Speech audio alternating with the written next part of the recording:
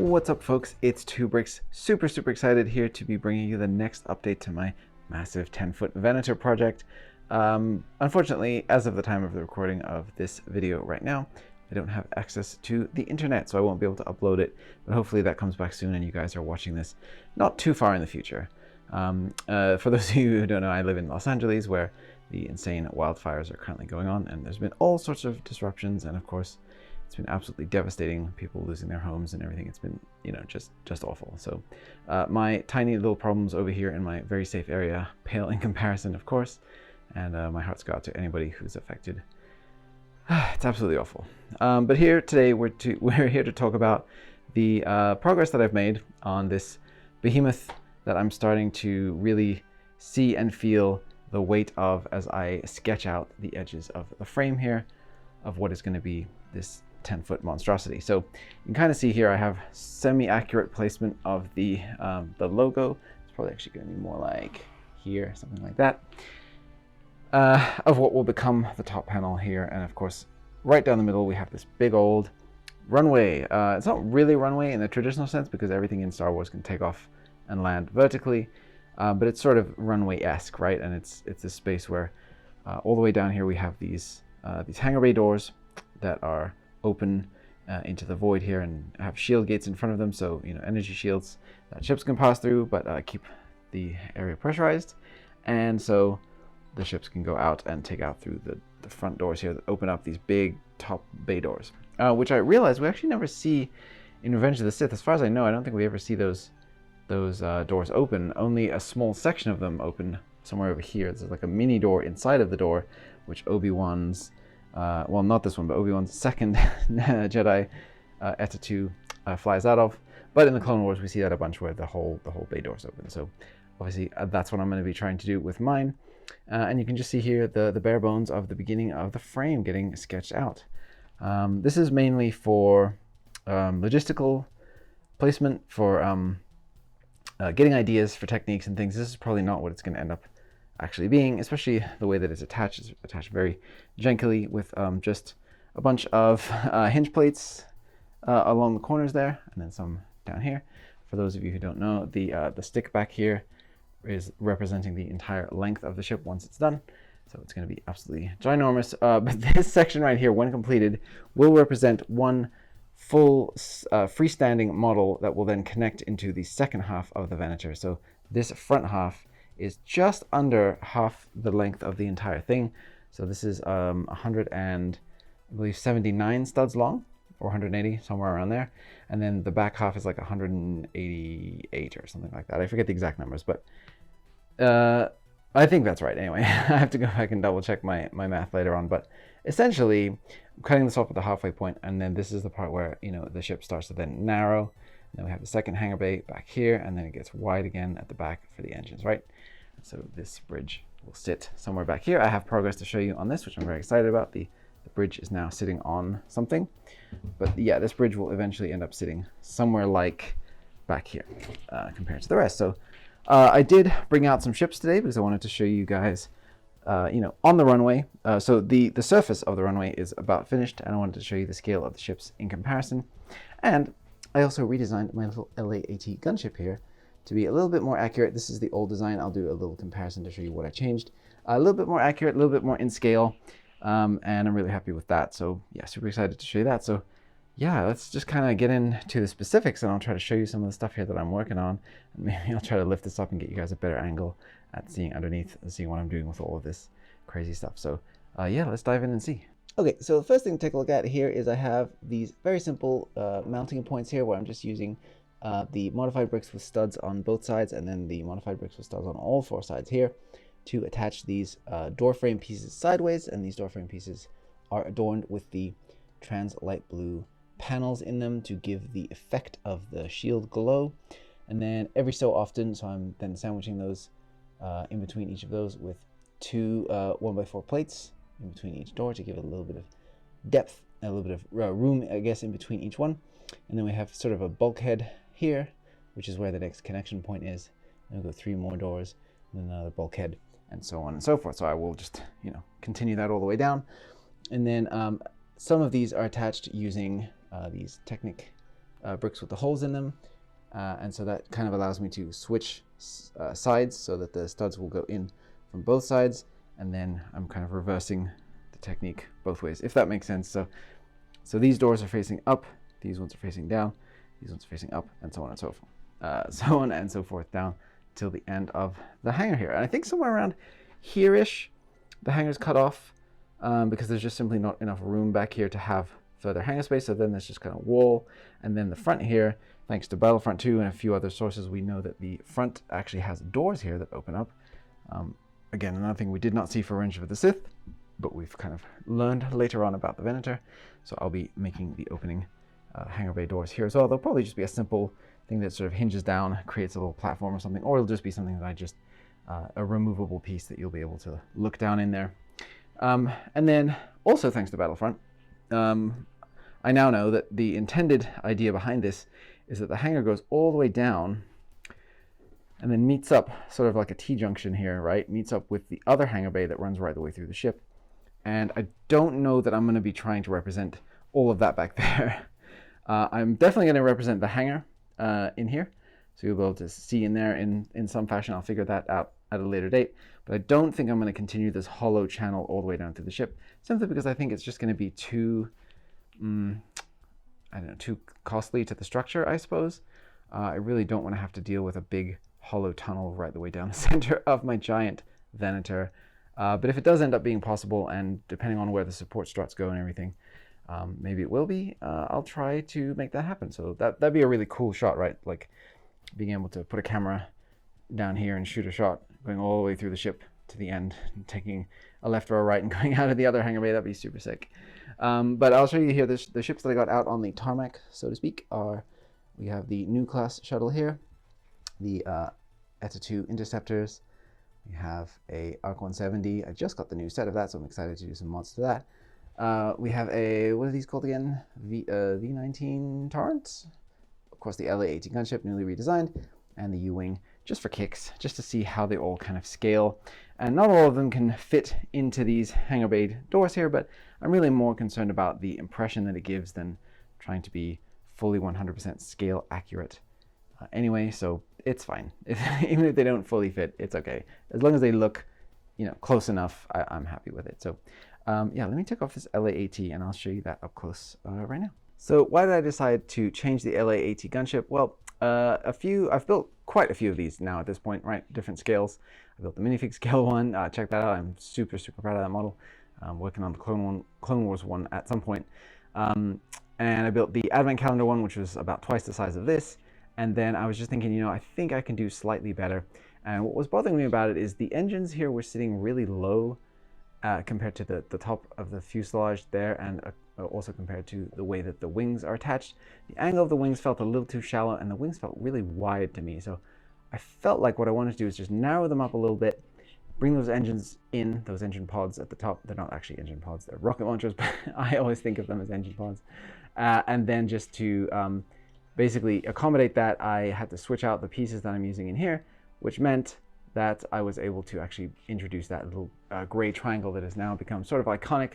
And I credit that to Rich Boy J actually for bringing that to my attention, making me really see that. I know that it was also present in the UCS gunship, but I never really thought about it until Rich Boy J pointed it out, that it's kind of crazy that no one ever really looked at that thing, right, that area, because it's very subtle until we all saw it and then we couldn't unsee it. So that's very cool. So yeah, I'm just relying on these relatively new 1x3 bar attachment pieces here that we've gotten a bunch of lately, and I got a bunch in my regular old LEGO Advent Calendar, and I just wanted to see if I could use that to integrate the wings a little bit more seamlessly in here, and I'm pretty happy with the results. So yeah, this is fun. It's a little smaller, a little bit more accurate, and I'm really happy with it. So yeah, retiring the old design. I'll be updating this one soon to reflect the new version, and then that will be the new standard LAAT for the fleet. And the next bit of progress to check out here is we have some progress on the bridge. So this is the outer edge of the bridge that we will mainly see, and then this is the part that is inside. So mirrored will be the other one here, and it has these two gray stripes down the middle, and then this side has the very prominent gray stripe right there. and the little winglet that kind of sticks out of this area. I'm not really sure what that is, but I'm super super happy with this. So the whole top bridge is not attached with a ton of studs. It's just it's mainly those 1x4 modified plates that have the one stud on either side, and then mainly tiles, just because I didn't want this to be so fixed on here that I have a hard time when I want to take this off to get the wiring and everything to go through to make lights happen in this bridge. So that was, you know, my kind of main consideration for that. But I'm really happy with the detailing I'm getting here on this big box. I'm continuing to use my old gray collection here as best as I can, and I'm continuing to try to balance areas of more plain, more blank, just large panels with little bits of high frequency detail. And I'm even using this sticker because, you know, I had this panel piece with a sticker on it, and I figured why not just use it? It's like a little extra bit of free detail, right? And then yeah, a few little greeblies here and there, a couple of bars and a couple of recessed areas. These make for really great sort of implied windows or decks or overlooks or different, you know, who knows what. But it just makes for a really good spaceshipy look, I think. So I really like using these bricks here with the cutout. They just look great, and they even look like they have sort of individual little window frames in them almost. Super cool. And then yeah, so I have the hinged sections back here. So this is just hinged in, and it contains a couple of additional windows so that crew members can look out of the back. No additional windows up the front here. The Clone Wars one, they had a really prominent set of 2 windows here that I don't think is reflected in the Revenge of the Sith one. I really tried to look closely at the design, and I don't think it has that. But I did see on a few different models, I saw some windows back here, and I wanted to put those in.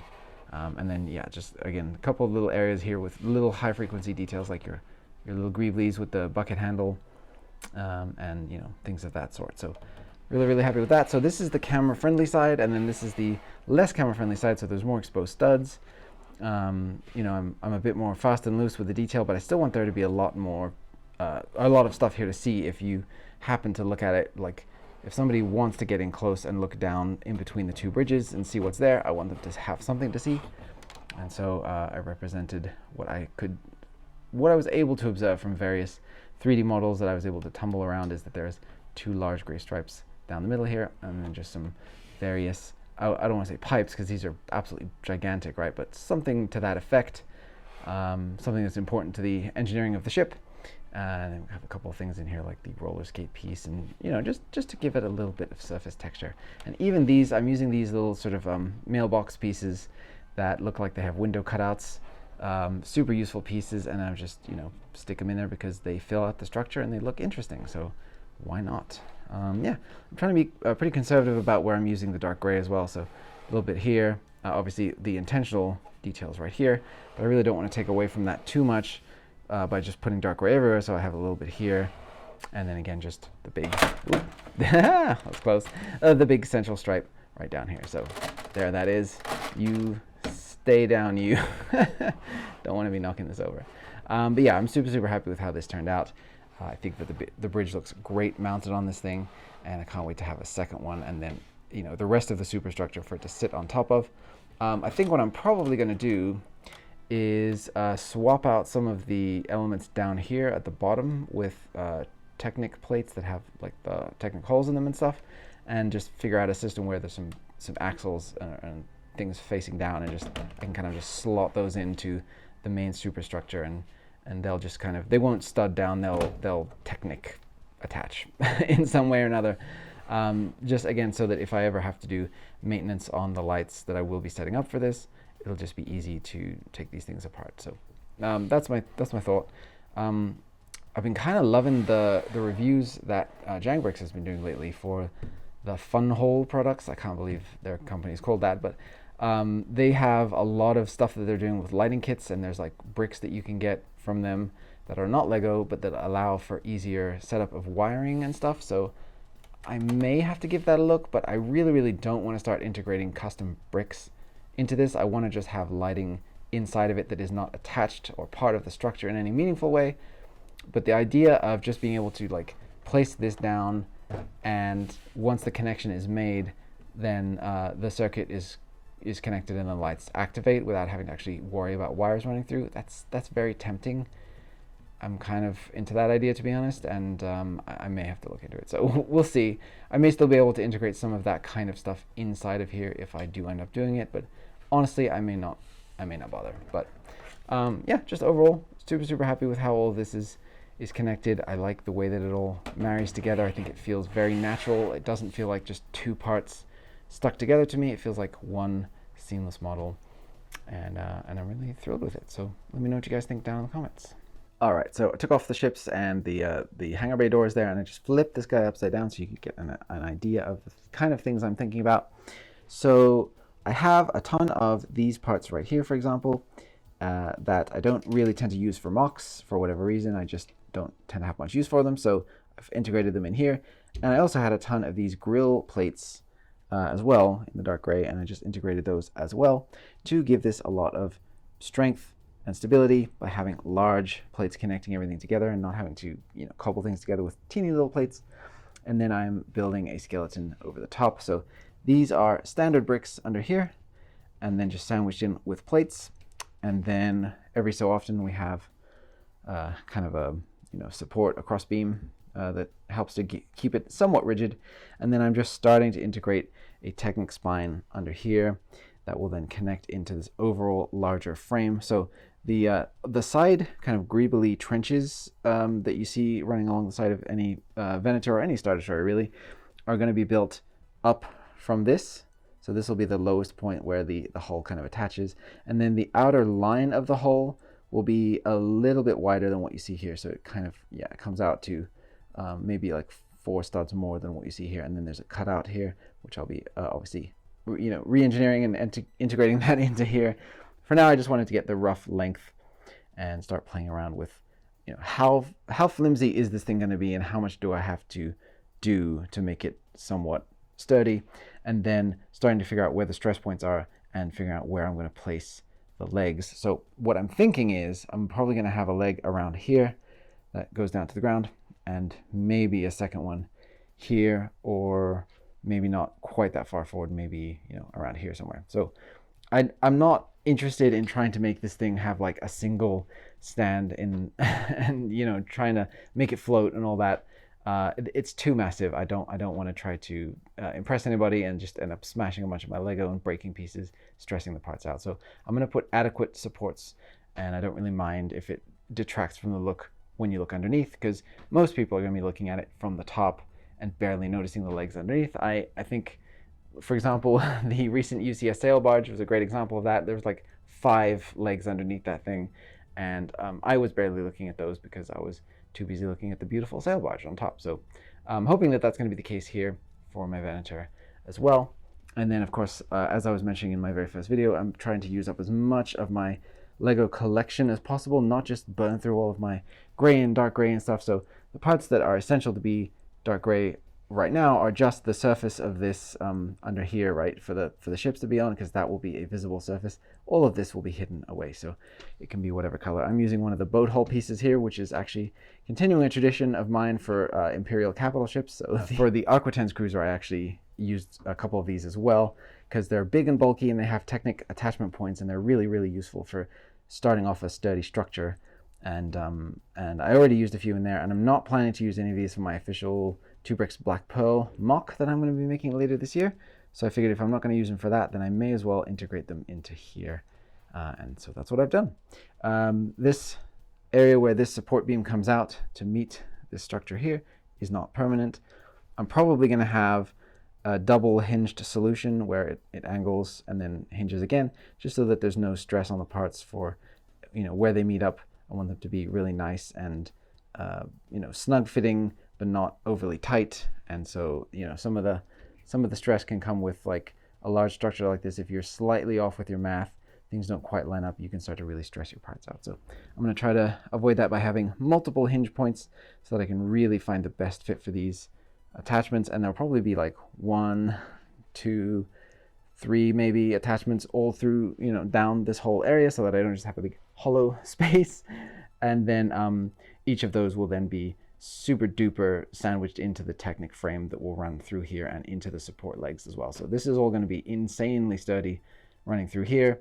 And then I'm going to try to keep the outer details as light as possible, using as many hollow pieces, panels, and things as I can to keep this from getting super heavy around the edges, so that we have most of the weight, I think, hopefully supported in the middle there. So that's the idea, and we'll see how we go. I'm really just getting started on this, so I'm really excited for that. But this whole section up here already feels super rigid, where I have placed the Technic spine down the middle, and then this part down here all feels super, super floppy. So that kind of shows, I guess, the amount of strength that you get just from doing that. Just 2 brick wide section of Technic right down the middle here makes a lot of difference. So yeah, there you go. Oh, and then also just plating top and bottom on these side frames right here really, really helps. And then I'm going to be placing probably bracket pieces top and bottom, and then placing plates and clips, or plates and tiles along those to connect the various parts of the support beam to make them more rigid and more sturdy. Something I've done a bunch of times in the past, and it's really, really useful. So that's about that, to be honest. And then what I'm thinking is, for the final assembly, what I'll likely have is a couple of kind of extruded assemblies in here, something like, probably something very similar to this, that comes out in a couple of spots, and then just simply slots into the other half of the Venator. That way it doesn't have to be super precise, the way that it's like clicking in with Technic pins and everything. It's just going to be keyed in with a part of the build, I think. And I think that's going to be the best solution, because it's going to allow this thing to flex, because it literally, I mean, the size of it, I have to consider things like when it gets hot and cold throughout the day, literally the whole thing will probably grow and shrink by I don't know, maybe not centimeters, but by enough that it will start to stress things out. And allowing a little bit of flex within the structure will be super important, I think, to not having it be super rigid and break and snap on me. Speaking of things that break and snap, though, I have actually been integrating broken pieces. So I always keep, whenever I break, like for example, brown plates, I keep them because they are still useful for things like this, where I can sandwich this in between. There'll be more plates on top of this and everything. And it's something that I can actually still get usage out of it, even though it is busted. So, but Lego, I would really like it if my Lego pieces stopped breaking. Thank you. Please take care of that. But yes, that's that. So hopefully you guys get a kick out of seeing the progress so far. As you can see, it's overwhelming. It's hard to know where to begin sometimes, but sometimes you just got to make a big triangle and then go from there. And that's what I have done, and that's what I will continue to do. Just kind of sketch out the big shapes. It's funny to think of sketching in terms of like placing massive amounts of Lego together, but that's essentially what this is, right? And then start to figure out, okay, specifically, what are we going to do for this or that? So that's what I'm doing, and that's what I'll continue to do. So hopefully you guys get a kick out of the progress. I'm really, really proud of the bridge. For whatever reason, well, actually, no, I know the reason. I designed this where the camera-friendly side would be here. And the reason I did that first is because the way I have this set up in studio, it's facing this way. So I was thinking about it from this angle. But then when I have it here, for whatever reason, I like to display all my ships facing that way. It just feels right for some reason. And then so now I have the camera unfriendly side on display. So I'll just have to hurry up and build the second bridge so that I can look at the other camera friendly side. So there you go. All right, everybody, thank you so much for watching that update. I know it's kind of chaotic and all over the place, but I am kind of chaotic and all over the place right now with this project as I'm figuring it out. So thank you so much for tuning in. Now I'm going to do my patron shout out for the video. And today's patron shout out is going to go to Zerker. And Zerker, you're going to get your three shout out Star Wars character assignment today. So for those of you who don't know, I've been turning all of my top tier patrons into Star Wars characters for the last little while. And I say top tier, actually that's not true. All of my $4 patrons and up are getting the Star Wars character treatment. So Zerker has been supporting me on Patreon, just like all of my other patrons have, and I super duper appreciate it. Zerker is helping me to purchase bricks and do things like that cost money that I need to do to keep this channel afloat, and I couldn't be more appreciative. So the least I can do is doodle you as a Star Wars character. So let's see here. Zerker, I'm gonna assign you the character of B Zerker, and B Zerker is a B1 battle droid that got himself some upgrades and managed to get free of his programming. So Berserker was actually able to escape the war and become a super successful bounty hunter, and then transitioned from that life into the quiet life of a shopkeeper. So Berserker now runs his own little store on Tatooine where he sells used droid parts. So there you go. He's living a quiet life. He got to retire and he's very happy. So there you go. That's going to be it for me today, guys. If you did like the video and you don't want to sign up for my Patreon, that's totally fine. Just go ahead and leave me a comment. That super duper helps. And throw me a like. Subscribe if you haven't already to follow updates for the 10-foot Venator and many other projects that I have. I know I've been devoting a lot of time and videos to this lately, but I have many other ongoing projects that I'm super excited to share with you guys as well. And I'm going to get to work on the next video. So thank you so much for tuning in. I'll see you on the next one, and may the force be with you.